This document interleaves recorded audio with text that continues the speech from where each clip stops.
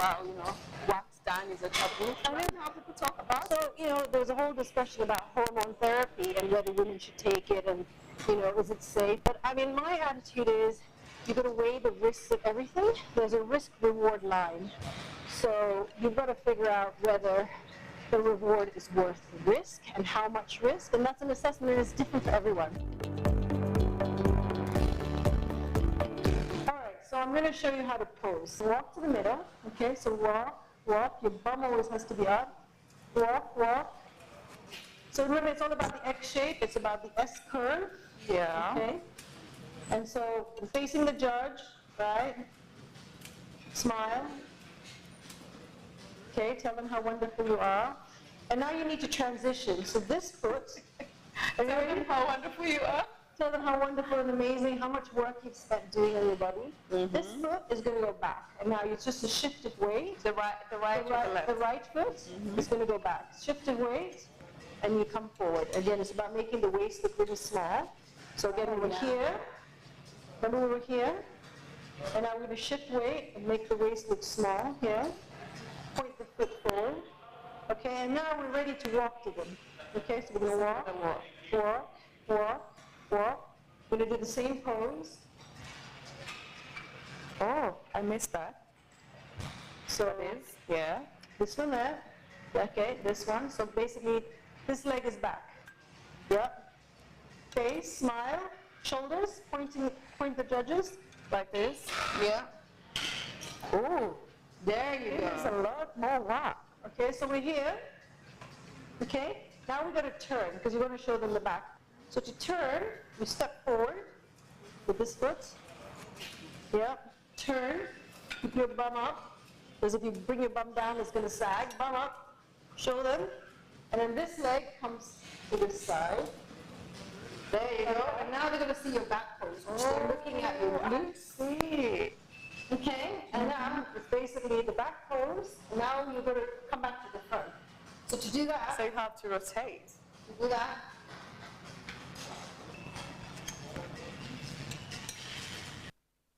I hope you enjoyed the show today. Many thanks for keeping me company. Remember, we air every Saturday at 8:30 p.m. Kenyan time only on KTN News. And if you have a story you'd like to share with the world, please don't hesitate. Write to us through globtraction@standardmedia.co.ke or DM us on our social media platforms at globtraction or at KTN News KE.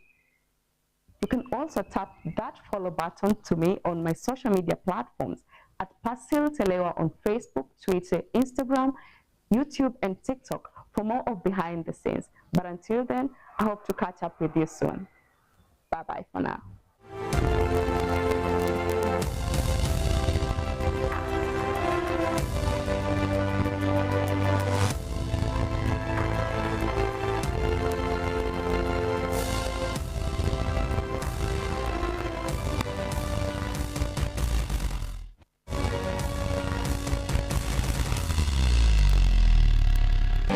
Someone on stage in a bikini, it was a big taboo, so we're now breaking out of that. What a bikini athlete, which is the category I compete in, looked like when I started in 2014 to what they look like now is completely different. I'm busy with my business consulting, my legal work, I work in corporate governance, I work in talent. I have many hustles. Part of your question was, aren't you too old? And I'm like, no, I'm not too old, because I don't believe you're too old to do anything. Is your goal, I want to look like this, I want arms like Michelle Obama, whatever it is. Time when you're like, oh my God, I don't want it to go. It's like, oh no, I need arms like Michelle Obama, I have to go to the gym.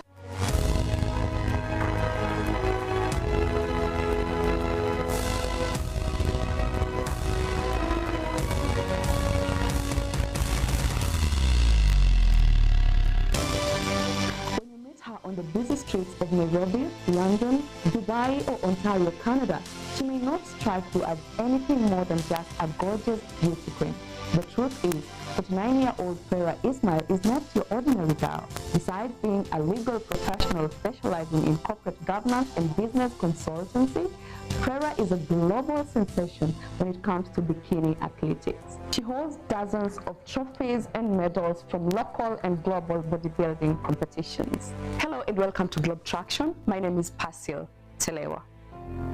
From being a 3-time Miss Kenya record holder to participating in various bikini events in London, Portugal, Dubai, and South Africa, today we spend some time with Farah, who shares her expensive passion for fitness and a little sneak peek into her personal life. Enjoy.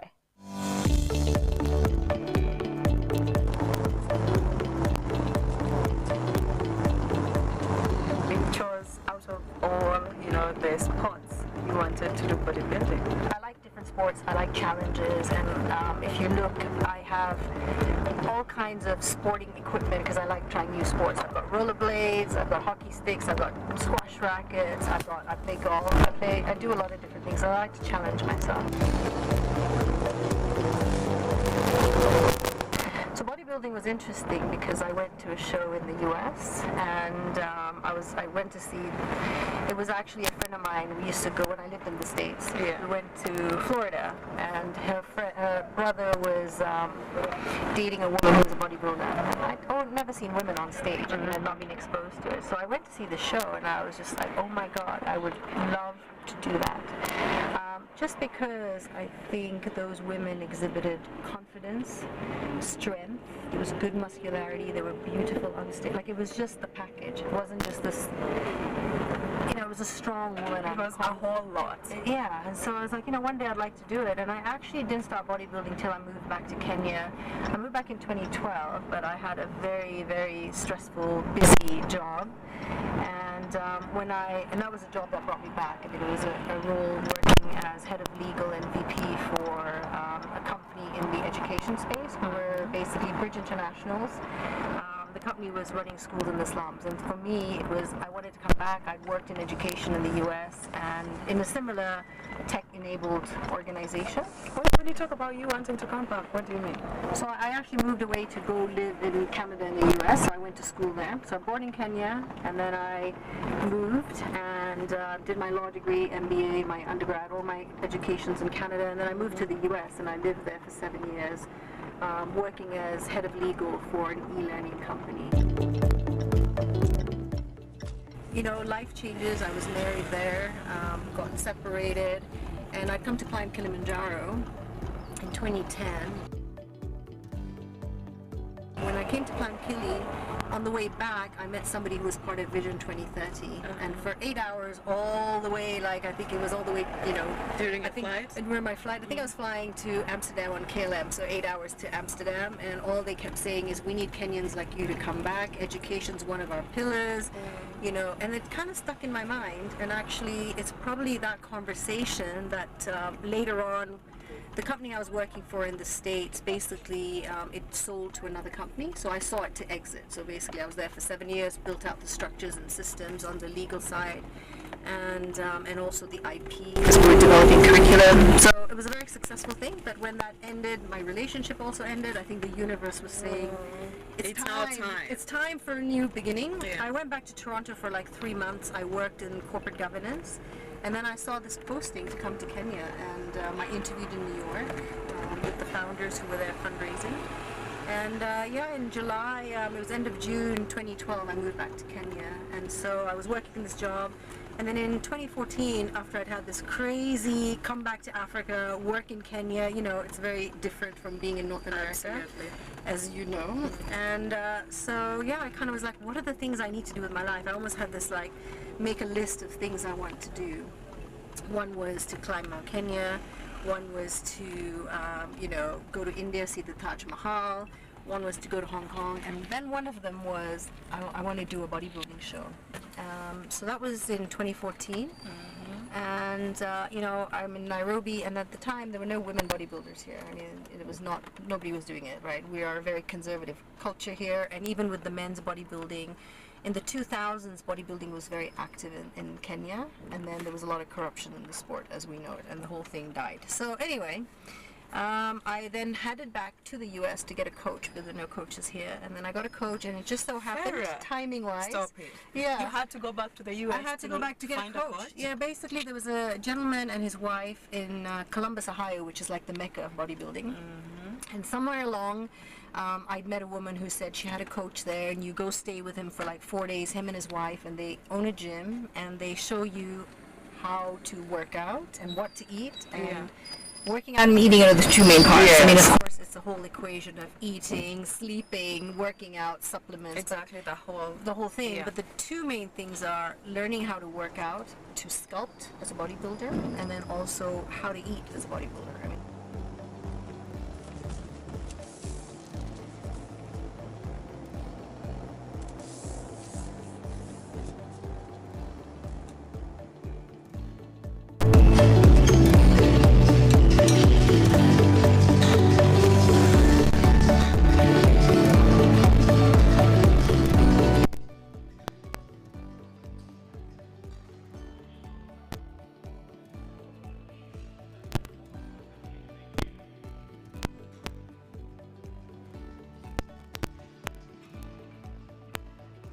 I'm here. How are you? Oh, please do. Look at you. So nice to see you. Nice to see you too. How many times do you like it? Is it like 1, 2, or just one? You know, like a hug? Well, how well do I know you? So now, If you go, that's too pretentious. Oh, I That's see. fine. That's It's fine. okay. So how have you been? Nice to see you. Look at you. You look hot, girl. Farah, you're not 50. Tell me you're Soon. lying. I'm in my late 40s, soon 50. Like that. You have maintained such a nice body. It's a lot of work. Honestly, It's a lot of work. And that's why I'm here today, so that you tell me what it is that you do. Okay. Differently from some of us, of course. So, you know, it's a lifestyle. So first of all, it's about committing to this lifestyle. So let's get on this. Do you know how to use these? It's self-propelled. So jump on. So once I step on, Step on. It's going to propel with your own energy. oh, great. So I can walk go on it? as, Yeah. just don't make it so fast. No, you controlling it. So Yeah. step on it and Good. walk at your own speed. And you control it. So Great. you can run. So for it to You go can run. faster, yes. It's on your own energy. So we can walk. For it to go faster, Yeah. The good thing about this is, you know, it's not connected to to electricity. electricity, that's This why is I your noticed. own. This burns more calories because it's your own body moving it. So So you're you, not cheating. you understand why I'm here with you. Yeah. How has it been going? It's great. You know what? I'm competing in May in a show, so I'm getting ready for my show. I'm trying to make the money so I can go to my show. It's in Portugal. So, yeah, but this is kind of my gym. I'm so glad you joined me here. Thank you, and thank you for making time. How is your day usually like? I'm aware you work out 6 days a week. Yeah, 6 days, 1 day of break. So, you know, for me, working out, I schedule it into my day. As you know, I'm busy with my business consulting, my legal work. I work in corporate governance. I work in talent. I have many hustles, you know. So around that, I build in my framework. I think one time we spoke and I was telling you, in the same way as in businesses, you build a framework and governance. For me, I build that around my wellness as well. So I have to build the framework. I have to set my appointment. I meet my trainer at 4 o'clock every day. 4 o'clock every day. Every Monday day. to Monday to Friday. Monday to Friday. Yeah. 5 days a week. 5 days a week is my weights, and I do cardio 6 days a week. And then I prep all of my meals. So I eat 6 meals a day. And I'm right now on kind of a low carb, not keto, but I eat less carbs because I'm trying to drop some weight. And I have a coach who's in Portugal, so he sets my program. Just stop I follow right it. there. You're trying to do what? I'm trying to drop weight to get onto the stage. So, you know, I mean, I compete with women half my age. Bikini fitness is all about a certain structure on stage. It's how you look. And So tell me about your diet. Because I diet. think it's quite fascinating that you have somebody who watches what you eat, who tells you what to eat. yeah. Yeah, how is I mean, it? I set diets as well. So, you know, like, every coach needs a coach. So, in business, people have coaches now. No matter how successful you are, it's always good to learn from other people. And I've had many coaches in my life. So I do change coaches. You get a coach who works with your chemistry, who works with your show. So currently my coach is in Portugal because I'm competing in Portugal, and he's going to be there on the day of my show to see how I look. Yeah. How am I looking when I get off the plane? I mean, what's my body looking? How do you get to identify a coach? Yes, that's a really hard question. Like, there's nobody here in Kenya that I can use as a coach. So for the level I'm competing at, I'm looking at, the coaches who, if you want to get better, you got to get the coaches working with the world's number one, the world's number two. So I have a global coach. So part of the difficulty of being here is I don't have a coach present to see what my body is looking like, see me change over the weeks. Like competing is really something. If you're going to do a show, you're going to be preparing anywhere from like 3 to 5 months for a show. And so your body changes. It's incredible. It's like an art. Like the days I eat carbohydrates, you can see my muscles go up, right? So it is a science. And so picking a coach now, I've learned, you've got to be able to pick a coach who can work with an online model. Some coaches are very good if you see them every day and they're in your face. Yeah. Some don't know how to do online coaching. Some will be very good with their elite athletes. So what happens is when we're working with a coach who works with the number one in the world, he's going to be focused, or she's going to be focused on their elite athletes. And then the girl in Africa, I don't know, right? So part of it is finding that person who's going to give you your attention. Mm-hmm.